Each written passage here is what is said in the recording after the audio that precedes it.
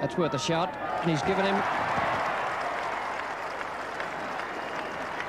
Mike Hendrick breaking through there. There was a momentary hesitation from umpire Spencer.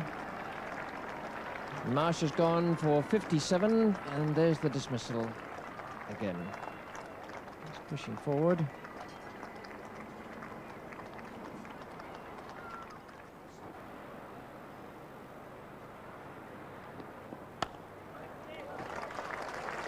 Greg Randall, his work cut out stopping that one. The outfield's quite quick now, although it's still very green. The dampness is gone with a couple of warm days on Sunday and yesterday.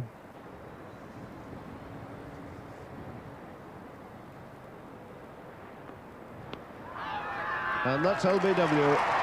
Another decision upheld in favour of the England bowlers. Ray Bright hesitating there for a second. But from our position, it certainly looked very plumb. Moving right across in line and smack halfway down the pad. And that looked as though it would have knocked the middle stump out of the ground to me. Hendrick again to Malone. And that's an edge, and it's gone through Tony Greig's hands. Definite chance there to Tony Greig. Hendrick, the unlucky bowler, and Malone will get 2 runs for it. So Tony Greig, who's been in great catching form in this series, down in this chance. In terms of some of those he's taken, could scarcely call a relatively simple one. Hendrick to continue from the Vauxhall end. It's Malone facing. That's edged away through the slopes. Graham Root giving chase, but that'll beat him through to the boundary.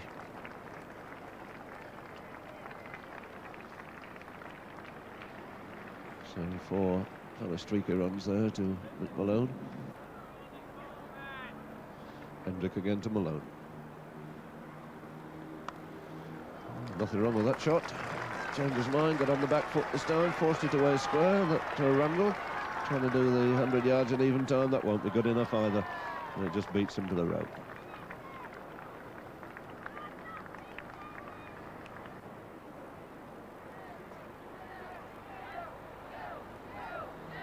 Wallace to Walker. And that's a chance, and it's dropped again. And a very, very simple chance there to Brearley. My word, they're having a bad day out there, these England catchers. Both batsmen being let off. And Brearley, who's been picking things up left, right and centre ever since Lord's, can possibly be presented with a simpler chance than that at first slip. Consoling pat from Tony Greig.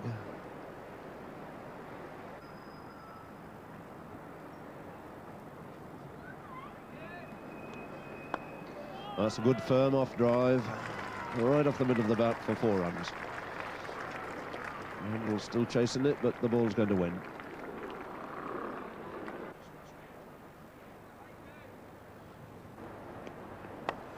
Well, that's in the air, but perfectly safe for 4 runs.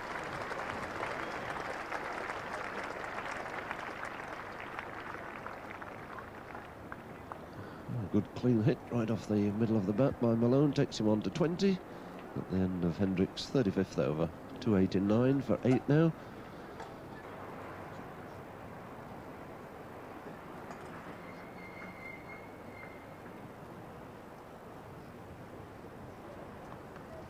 Four runs, and almost took Bob Woolmer with it. Almost the man in at short forward square. We got that right in the meat of the bat. Wasn't outside leg stump. He picked it off about middle and leg. That's the evasive action the man has to take in that position. The good close to the wicket fielders, as soon as they see the sweep coming, they put hands and forearms over their face and head.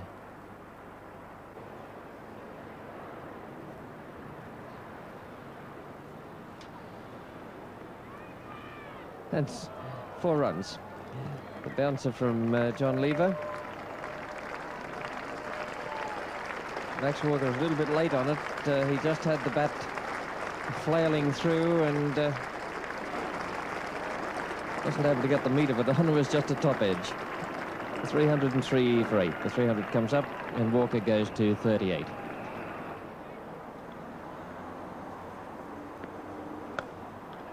That's a fine shot from Malone.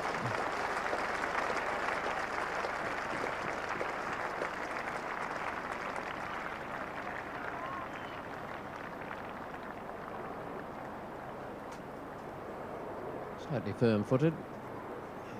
He certainly hit it in the middle of the bat.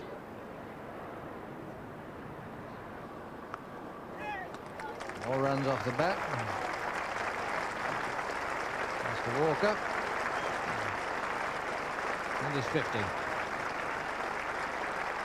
What a great milestone for Maxie Walker. High scored previously 41 in a test match.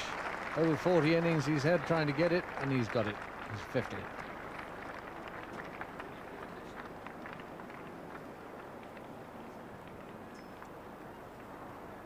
Make sight for sore eyes for Maxie, who's had a long, hard tour.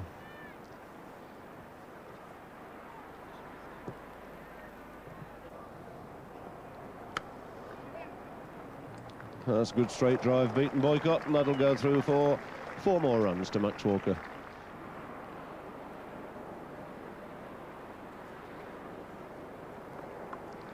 And that's the chase for Lever. Not a bad shot either. Waited for it, chopped it away down to the 3rd man boundary.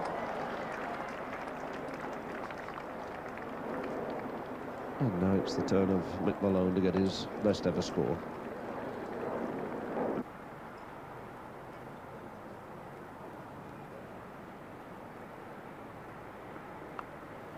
Slow ball, it's put away again, and Lever chasing, but once again that's a bit too quick for him. He'll go away for 4.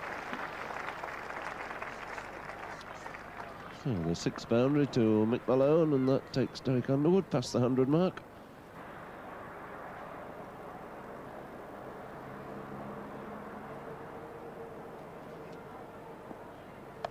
And the bouncer. Max Walker coming to terms with it, pulling it away deep square for 4. And all the sting taken out of this pitch. Walker there. Plenty of time to get in position and hook him away. Square on the leg side. Very, very short indeed.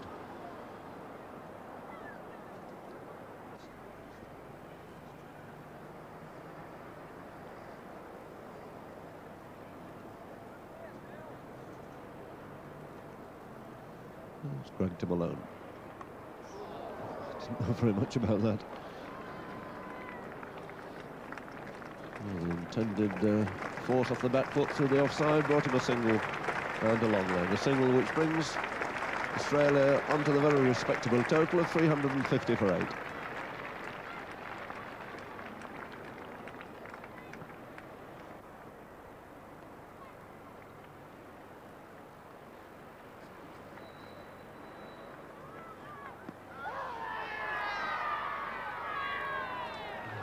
Well, the field turned down, it's a leg by, and that leg by brings up a century partnership for the 8th wicket.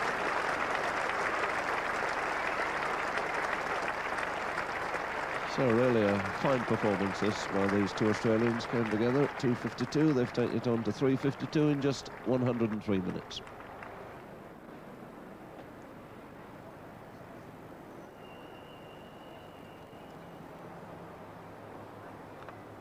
And that's bowling. Oh, the end of the partnership, the very last ball before lunch.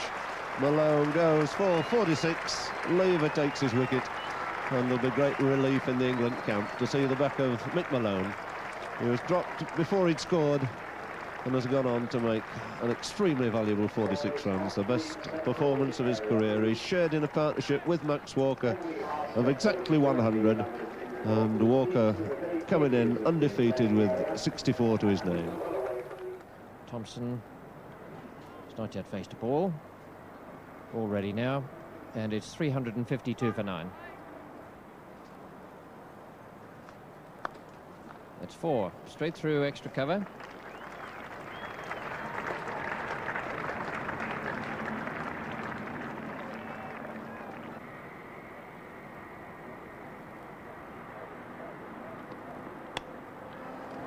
There's 4 runs for a start.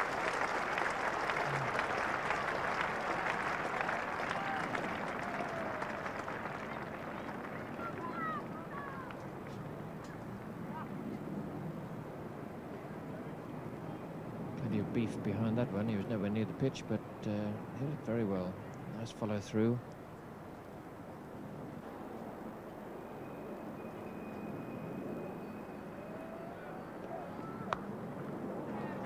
That's a blistering shot.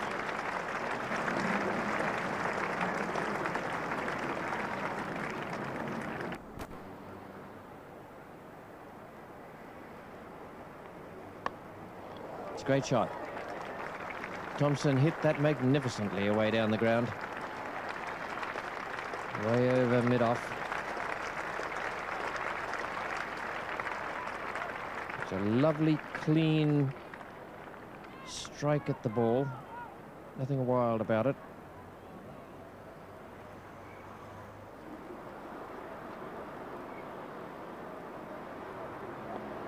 Bowl him, and a good delivery too. Quicker and right in the block hole. It's the one Bob Willis was aiming for all the way along. Couldn't quite get it into the right position until that moment. Just about the perfect Yorker. Jeff Thomson made 17, and Max Walker was 78 not out. Walker's highest score in first-class cricket. The Australian innings finishing at 385. A lead of 171. A splendid partnership there from Walker and Malone, both of them making their highest score in first-class cricket. Particularly Walker, his 78 was quite a revelation. He hasn't been scoring all that well with the bat in recent times, but today they both did exactly what Greg Chappell would have wanted.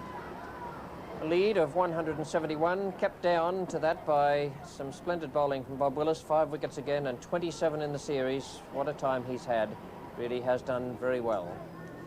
Well, the Australians, if they would have any chance at all of pulling off an astonishing victory in this Test match, and really there wasn't very much opportunity of doing that, had to get an early breakthrough.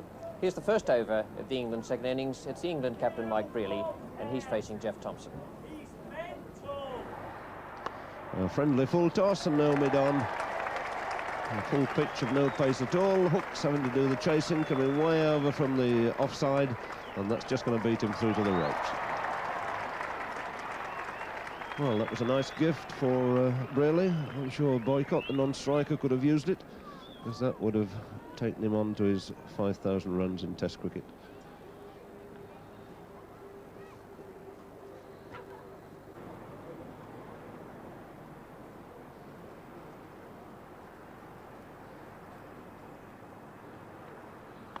And that's a simple catch.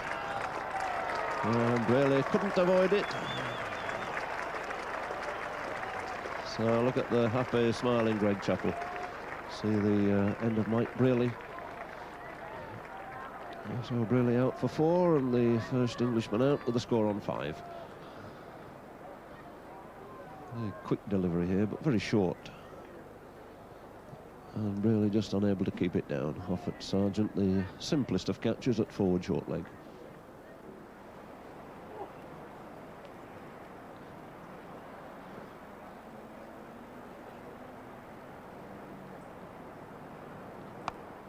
And that's it. And he'll come back for the second to make doubly sure. So a knowledgeable crowd here applauding Boycott, and I'm quite sure he knows what it's all about. There haven't been very many Englishmen with 5,000 runs, nor do they go Cowdrey, Hammond, Hutton, Barrington, Compton, Hobbs and John Edrich. So Boycott becomes only the 8th Englishman with 5,000 runs in Test cricket.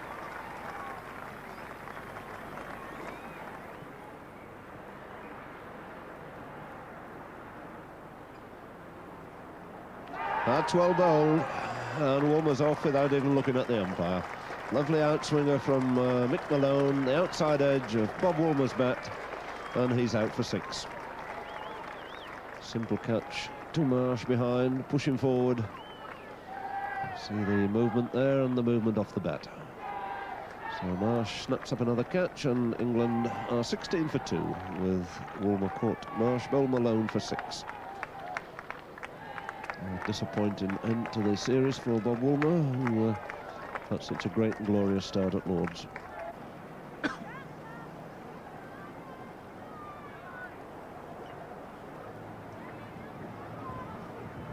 Oh, that's one of the closest things I've ever seen.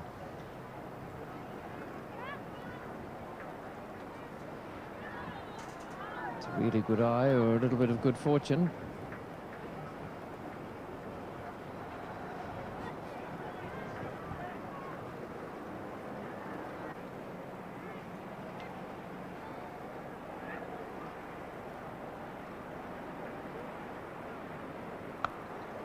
I've almost got him.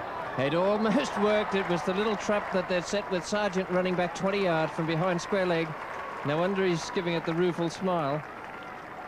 Boycott hooked all right, but Sargent was on his way. And he hit it within a yard of Sargent's right hand.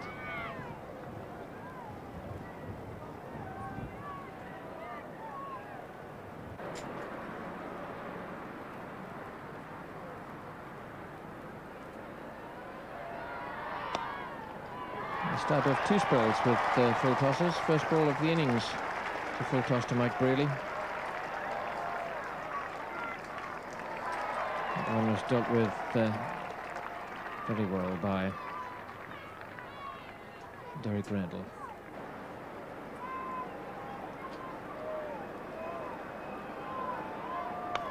Great shot. Lovely square drive that. From the technical point of view, just about right. Had the foot well across. Had it beautifully square of the wicket.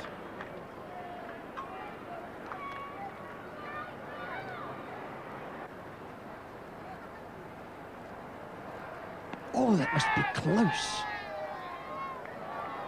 No stroke played, and under the LBW law, as it stands these days, you can dismiss a batsman if the ball would have hit the stumps. Once again, Boycott head down, concentration. And pushes a single into the offside that will bring up the 50.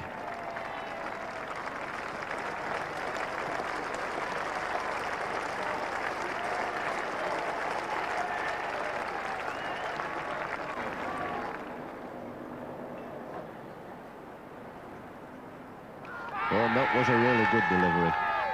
4 marks to Walker. Tom Spencer completely unimpressed as the shout goes up for a catch. And Randall, no intention of walking, he stood his ground quite firmly. So Randall survives, he remains on 20. Same score as Boycott. And Boycott to face Bright.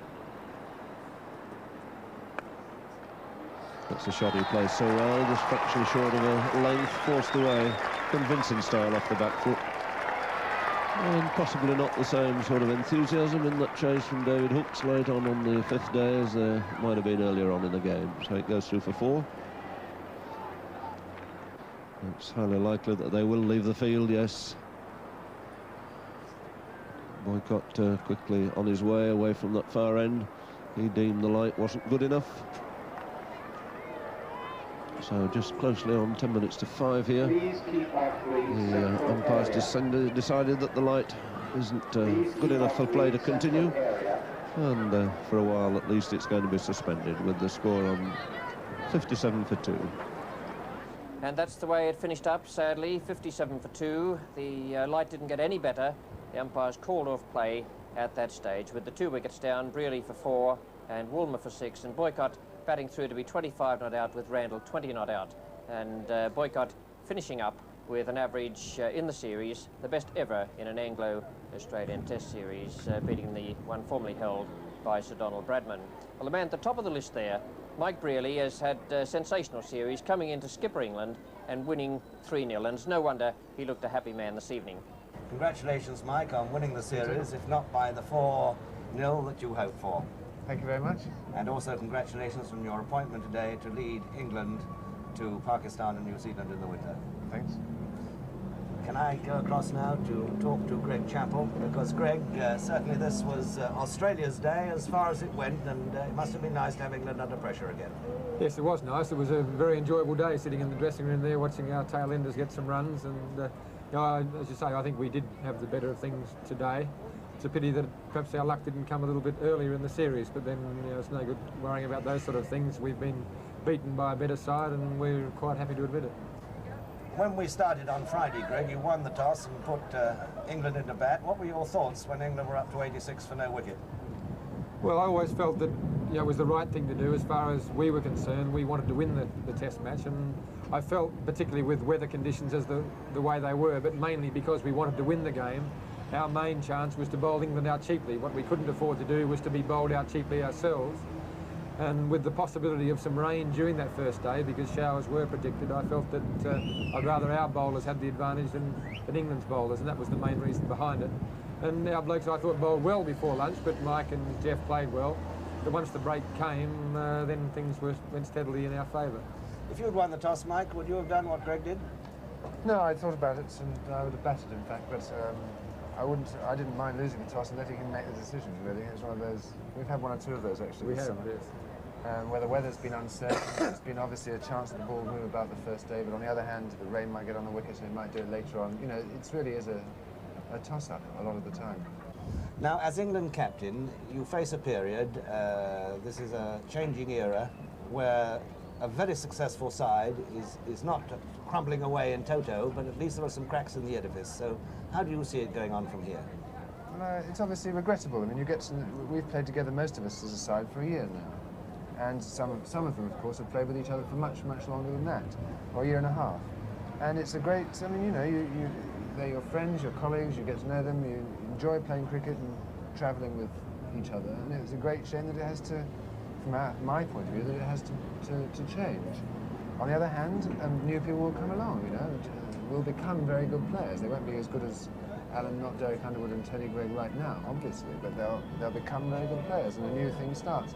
We'll have a new tour with a new side, and no doubt it'll be very interesting. And that makes the tour more interesting and very important, doesn't it? I don't know that it makes it any more interesting. It makes it important. It's interesting. It will be important for many people's careers, how they do it, obviously, but then that is always the case.